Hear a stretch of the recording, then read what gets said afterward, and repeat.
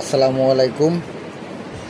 আমরা যারা বিক্রয় প্রতিনিধি আছি আর কি কোম্পানির এসার, তারা এই দুপুর টাইমে আর কি লাঞ্চ টাইমে আমাদের লাঞ্চের আর কি খাবারের মেনু আর কি খুবই সামান্য।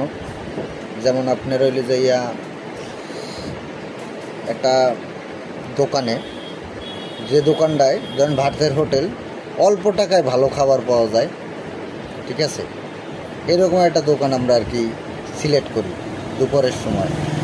কারণ এটা সবাইরই আর কি, যত আর কি এই এসআর ফিল্ড পর্যায়ে বিক্রয় প্রতিনিধি আমরা আছি, আমাদের আর কি এই দুপুরের সময় আর কি অল্প টাকায় ভালো মানের খাবার যে জায়গায় পাওয়া যায় আর কি, অল্প টাকায় ভালো মানের খাবার, ওই সব জায়গায় আমরা আর কি এই আর কি লাঞ্চটা সারি আর কি। এই কারণ ওই আগেই একটা ভিডিওতে বলছি, আমাদের কাজের শুরু আছে শেষ নেই।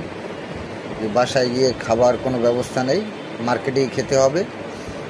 এজন্য আমাদের আর কি যারা বর্তমানে আর কি কাজ করতেছি আর কি তারা বুঝবে, কিন্তু আপনার এই যারা নতুন আর কি জব করতে চাচ্ছেন, কেরিয়ার করতে চাচ্ছেন, হ্যাঁ, আমাদের এইটাই পরিস্থিতি আর কি, মেনে নিতে হবে আর কি, এরকমেরই চলতে হবে।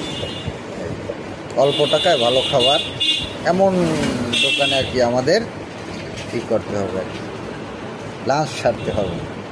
আল্লাহ হাফেজ।